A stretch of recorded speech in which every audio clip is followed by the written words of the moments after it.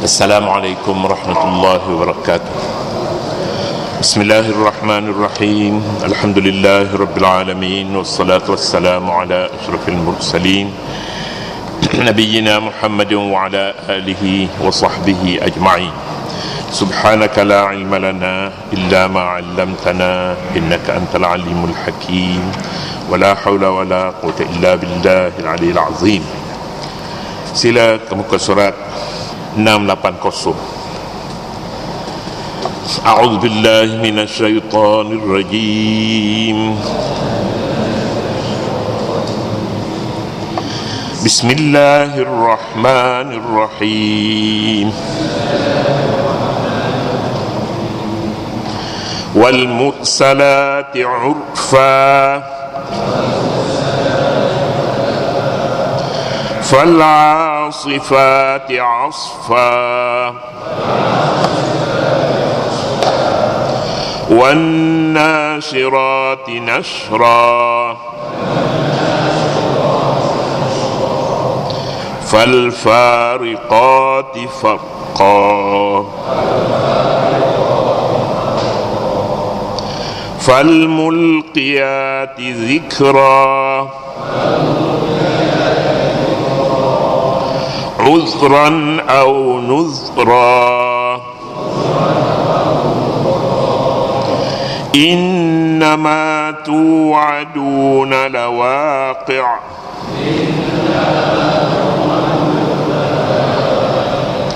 فإذا النجوم طمست وإذا السماء فرجت وإذا الجبال نسفت وإذا الرسل أقتت لأي يوم أجلت ليوم الفصل وما أدراك ما يوم الفصل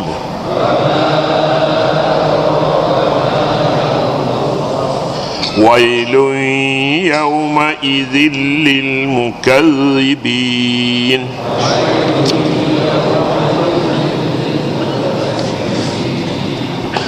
صدق الله العظيم. والمرسلات عرفا, demi angin yang diutus berturut-turut menjalankan tugasnya. Wal fal'asifati 'asfa, juga angin yang bertiup kencang sekencang-kencangnya. Sambungan kepada bicara kita sebelum ini semalam, iaitu tentang sumpah Allah Subhanahu wa taala dalam beberapa ayat pertama daripada surah Al-Mursalat. Kebanyakan ulama mufassirin menyebutkan Al-Mursalat artinya angin yang bertiup kencang. Al-Mursalati 'urfa, yang bertiup bertalu-talu berturut-turut. Urfa.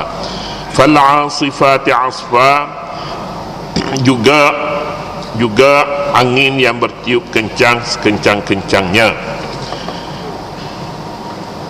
Allah bersumpah dengan angin. Memang angin mempunyai tenaganya yang besar diberi Allah kepadanya. Angin juga merupakan selain daripada tentera Allah, dia juga membawa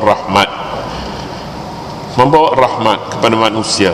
Wa huwa allazi arsala ar-riyaha bushran baina yaday rahmatih. Allah Subhanahu wa taala mengutuskan angin untuk membawa berita gembira. Berita gembira bila angin bertiup, kerana dia membawa benih-benih hujan. Allahul ladzi arsal riyah. Rih biasanya dia membawa malapetaka. Riyah membawa nikmat dan rahmat. Kadang-kadang dalam Al-Quran disebut ar-rih. Fa arsalna 'alaihim rihan sarsaran fi ayyamin nahisat. Kami utuskan kepada mereka angin putih beliau, rihan sarsarat fi ayyamin nahisat, dalam beberapa hari yang membawa nahas, fi ayyamin nahisat, linuziqahum, supaya mereka rasa azab Allah Subhanahu wa taala. Antara waktu mustajab doa inilah juga antara waktunya tak kala angin bertiup kencang. Waktu ini kita perlu berdoa. Waktu mustajab doa, banyak waktu-waktu mustajab doa, dan Nabi berdoa pada ketika ini. Lebih-lebih lagi pada waktu kilat angin bertiup. Ini waktu yang kita tak tahu sama ada angin ke, riyah ke, ataupun rih. Sebahagian daripada ulama menyatakan sumpah-sumpah ini, sumpah al-mursalati urfa, fal-asifati asfa, wan-nasirati nasra, fal-fariqati farqa, fal-mulqiyati zikra, semua sekali ini sumpah nama malaikat. Al-mursalati, mursalat, Allah Subhanahu wa taala bersumpah dengan angin, dengan malaikat yang diutus. Al-mursalat, yang diutus, dia menerima perintah Allah Subhanahu wa taala untuk membawa benih-benih hujan, untuk membawa malapetaka, untuk membawa rahmat, dan banyak lagi yang tidak kita ketahui. Mengapa angin dijadikan sumpah? Biasanya sumpah ini untuk memperkukuhkan sesuatu yang belum kukuh. Akan dinyatakan nanti sumpah ini untuk menyatakan, ada ayat yang berikutnya menyebutkan innama tu'aduna lawaqi', sesungguhnya apa yang dijanjikan kepada kamu pasti berlaku. Yang dijanjikan itu kiamat. Allah Subhanahu wa taala ingin memperkukuhkan janjinya melakukan kiamat, satu kau yang tidak boleh diingkarkan lagi. Allah bersumpah dengan angin, besarnya angin ini peranannya. Ataupun Allah bersumpah dengan malaikat juga besar peranannya bagi manusia. Bagi Allah Subhanahu wa taala tak ada beza dengan angin yang begitu besar dan Jibril yang begitu besar berbanding dengan seekor semut kecil. Sama saja bagi Allah Subhanahu wa taala. Kalau dia bersumpah dengan semut umpamanya, samalah juga, besar juga. Tidak ada besar, tidak ada kecilnya pada Allah Subhanahu wa taala menciptakan bahan-bahan ini. Tapi bagi manusia yang kerdil ini tentulah merasa besar, gerung bila Allah bersumpah wal mursalati urfa, fal 'asifati 'asfa, wan nashirati nashra, fal fariqati farqa. An-nashirat, demi malaikat yang menyebarkan angin seluas-luasnya. Fal fariqati farqa, serta malaikat yang memisahkan sesuatu dengan pemisahan sejelas-jelasnya mengikut perintah Allah. Malaikat yang memisahkan sesuatu, menjauhkan antara pokok dengan pokok, menjauhkan antara apa-apa yang dijauhkan oleh Allah Subhanahu wa taala. Itu kerja malaikat yang melakukan perintah Allah Subhanahu wa taala. Fal mulqiyati dzikra, lalu menyampaikan peringatan kepada Rasul, malaikatlah. Uzran au nuzra, untuk menolak dalihan manusia atau untuk memberi amaran. Uzran sama ada kerana uzur, atau uzur maknanya dalihan, ataupun kerana memberi amaran. Menolak dalihan dengan menghantar malaikat, kita terus ke sini. Menolak dalihan dengan menghantar malaikat menyampaikan perutusan wahyu kepada rasul-rasul untuk disampaikan kepada manusia. Manusia bila dihantar rasul, tidak ada sebab lagi mengapa mereka tak boleh faham tentang kiamat. Nabi menjelaskan hingga sejelas-jelasnya. Tidak ada dalihan lagi manusia untuk menyatakan saya tak sampai berita pun tentang kiamat, tak faham pun apa makna kiamat itu, tak faham. Jadi kalau begitu, adakah dalihan ini benar? Tidak benar. Sebabnya malaikat telah menghantarkan amarannya kepada manusia, hantar melalui Nabi.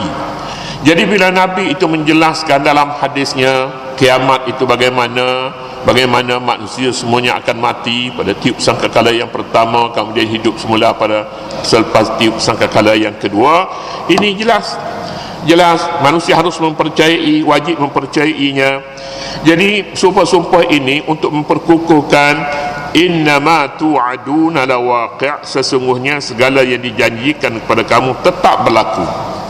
Lawaqi' dalam bahasa Arab, innama ni, inna harfu taukid.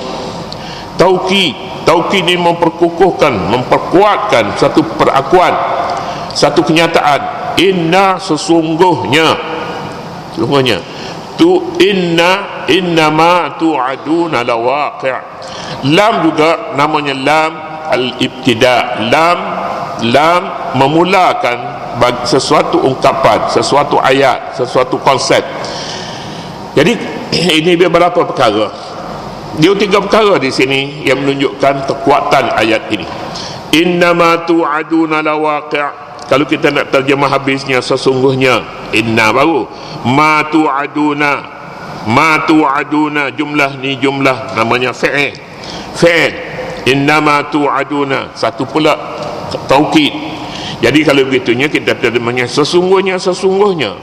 Kamunya la tu maknanya taukid juga. Jadi kalau nak terjemah habisnya, sesungguhnya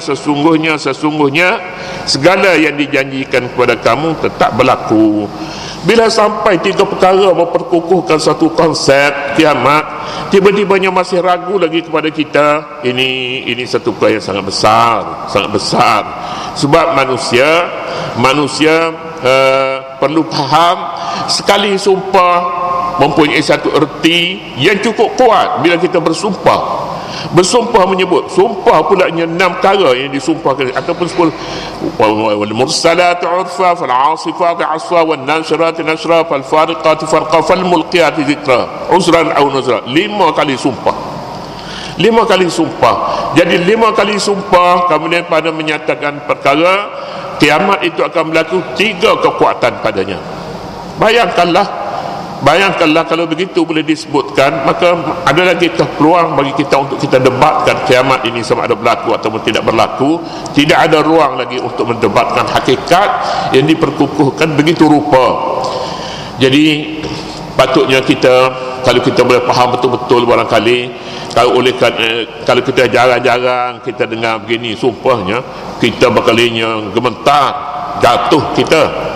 Sebab apa? Sebab kekuatan yang seumpama ini akan melahirkan satu kesan baru pada jiwa kita memikirkannya. Sebab 5 kali sumpah, kemudian menerusi alat di tiga kekuatan yang wujud padanya. Innama tu'aduna lawaqi'. Jadi kalau begitu, janji tentang kiamat ini, apa kesannya kepada manusia? Kesannya kepada manusia sama ada manusia bahagia ataupun tidak bahagia dalam hidup di dunia ini. Jika mereka tidak beriman pada hari akhirat yang bermula dengan kiamat kecil, kiamat besar, manusia kata tak ada apa-apa benda ini, sengaja ya, ini tipu aja umpamanya. Manusia akan menghadapi kecelakaan hidup di sini jika tidak kerana rahmat Allah Subhanahu wa taala. Kita berada dalam dunia ini, kita menghadapi masalah keselamatan yang pertama sekali bukan keselamatan tubuh badan kita. Keselamatan tubuh badan kita ya satu juga, kita jaga diri kita daripada binatang-binatang berbisa, kita jaga diri kita ni, mata kita, hidung kita, telinga kita, semua sekali kita mesti jaga. Yang lebih penting sekali, hidup kerohanian kita mesti jaga daripada ancaman yang boleh merosakkan akidah. Kita sebut sajalah perkara yang apa yang kita tak suka. Yang kita tak suka, kita pergi beli barang, orang tipu barang. Kita beli buah tembikai sudah rosak, dia tak boleh dipakai lagi. Kita pun tak pandai. Orang pandai dia pergi tepuk dia tahu ini baik ni, tapi kita tepuk juga, padahal kita tak erti apa pun. Tepuk kita tu, tepuk dia balik buruk. Maka tepuk apa tadinya? Tepuk dan apa orang tepuk, kita tepuk jugalah. Suka kita balik menyumpah. Betul boleh nak makan, tapi tak boleh makan. Ini kecelakaan sebenarnya dalam muamalah. Orang yang beriman kepada hari akhirat, bolehkah dia melakukan keadaan perkara yang seumpama ini? Kita rasanya tidak. Dia akan disoal di hadapan Allah. Dia akan disoal, mengapa kamu tipu? Cakap betul-betul, ini barang ni tak boleh makan, kerana bawa balik, nak beli ambil lah, tak nak beli pun tak apa. Sepatutnya tak sampai kepada peringkat itu, buang lebih awal lagi. Jangan ada orang yang tertipu kerana itu.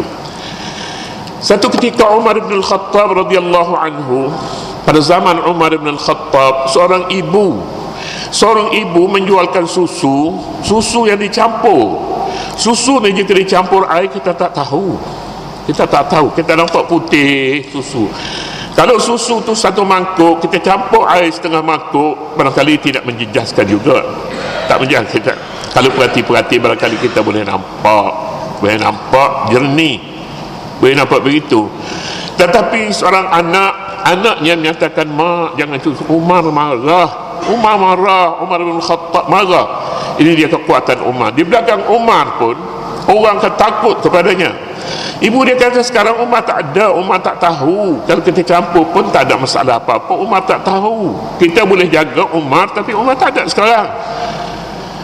Anak dia menjawab, ini pun anak ni pun harus diberi kepahaman tentang, betul saya katakan, peringkat remaja perlu diberi kepahaman ini, perlu diberi supaya dibesarkan dalam kepahaman yang betul tentang Islam ini. Ibu dia kata, kalau Umar, anak dia memberitahu ibunya, dia kata, jika Umar tidak tahu, Allah Subhanahu wa ta'ala tahu. Bas, cukup. Umar tak tahu, kan Allah Subhanahu wa ta'ala tahu perbuatan kita. Ibunya pun terperanjat lalu menukar, semula tidak mencampuri susu yang nak dijualkannya. Dan ini satu keselamatan, kepahaman tentang akhirat ini, iman kepada Allah pun akhirat juga, tindakan pada hari akhirat, dosa dan pahala pun pada hari akhirat juga. Kita kata penipuan kecil, penipuan besar pun tidak akan berlaku, pengkhianatan tidak akan berlaku. Jujur manusia ini apabila di hidup dalam iman kepada hari akhirat dan ciri-cirinya. Bukan perkara akhirat itu akan berlaku, tapi ciri-cirinya itu juga hari akhirat. Hari akhirat meliputi kejadian tiupan sangkakala, dan meliputi juga segala dosa dan pahala, hisab pada akhirat, surga, neraka dan sebagainya. Banyak perkara di dalam rumah pasangan berkelahi siang malam, baru saja kahwin, runtuh perkahwinan. Mengapa? Sebab tidak iman kepada qada dan qadar. Qada dan qadar juga akan berbangkit pada hari akhirat. Rukun iman salah satu daripadanya. Ini semuanya banyak lagi lah, selain daripada penipuan, tidak jujur, kerosakan, kecelakaan, peperangan. Ini benda semuanya besar.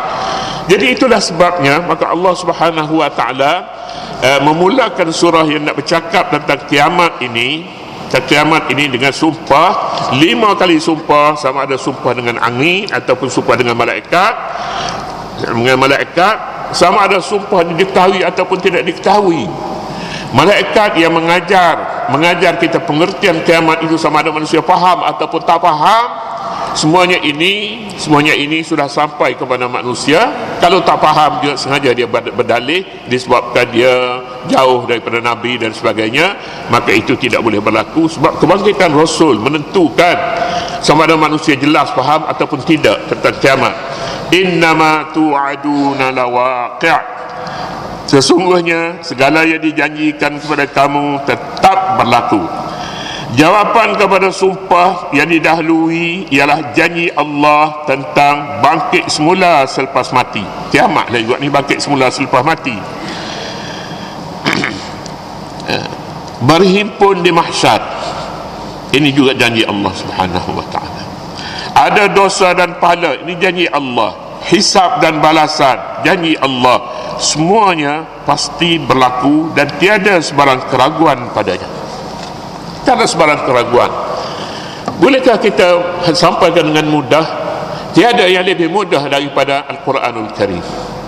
Jika Al-Quran menyatakan ini caranya, untuk mengajar akidah, maka kita perlu ajar satu demi satu. Al-mursalat, umpamanya angin perlu diajar peranan angin untuk keselamatan manusia, kesejahteraan manusia. Angin juga membawa kecelakaan, perlu dipahami.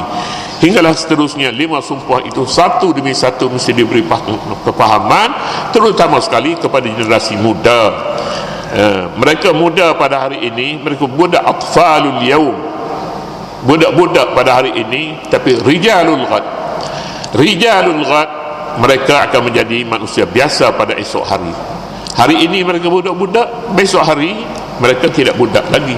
5 tahun kita berjumpa selepas daripada ni, dia pun dah naik janggut, jangan misai, kita pun dah takut. Dulu kita pegang kepala dia, tapi 5 tahun kemudian dia sudah bermisai, dia sudah berjanggut. Wah, dia punya gagah pada kita, bawa kereta pun laju. Pasal tak faham tentang kiamat. Tak faham tentang kiamat, tentunya dia akan bersopan sebenarnya sebagai seorang hamba Allah. Jadi itulah saya rasanya antara perkara yang mustahak. Kalau kepada kanak-kanak sebab dia awal remaja, tapi kalau kepada orang dewasa ini, untuk kita mengekalkan apa yang dia faham dalam satu bentuk yang hayawi, kita faham tentang iman pada hari kiamat ini dalam bentuk yang nyata dan hidup, bukan satu kepercayaan yang mati, kepercayaan yang hidup dalam jiwa kita. Kalau buat begini, maka begini jadinya. Itu buat begini, ini amalan kebajikan, akhirat surga tempatnya. Iman kepada janji Allah yang benar, tentunya hari akhirat sangat penting dalam kehidupan manusia bagi membangkitkan semangat insaf dan sedar bahawa dunia ini hanya tempat sementara waktu sahaja. Sekejap saja kita hidup di sini. Hari-hari pada tiap hari dua orang. Siapa dia? Orang mati. 2 orang sehari, 2, 3, 1. Kita duduk dekat masjid semua di sini, kita pun boleh bilang hampir setiap hari 2 orang, 2 hari, 2 orang sehari. Siapa dia? Orang mati. Bila sebut orang mati ni, kita tidak orang ke? Kalau kita pun orang juga, tunggu masanya, tak lama lagi kita pun akan sampai gilirannya. Cuma nyata sembunyikan kita duduk nombor berapa dalam queue untuk nak dapat lubang kubur. Bila kita nak pergi, Tuhan itu Tuhan sembunyikan. Kalau Tuhan dedahkan, barangkali kita tak datang sini. Pasal apa? Takut bercakap tentang hari kiamat. Bukan kerana, ataupun kita berubah sikap kita daripada manusia yang tidak beriman kepada manusia yang beriman. Dan iman itu hayawi hidup maknanya. Mereka perlu beriman kepada adanya hari itu bagi menyelesaikan banyak perkara yang belum selesai dan hidup dalam hidup di dunia, dan sangat terbatas waktunya itu. Waktunya terbatas hidup di sini. Andainya manusia lupakan hari ini, yakni hari kiamat, atau ingkarkan adanya hari akhirat, nescaya mereka tidak akan menyempurnakan tanggungjawab dan akan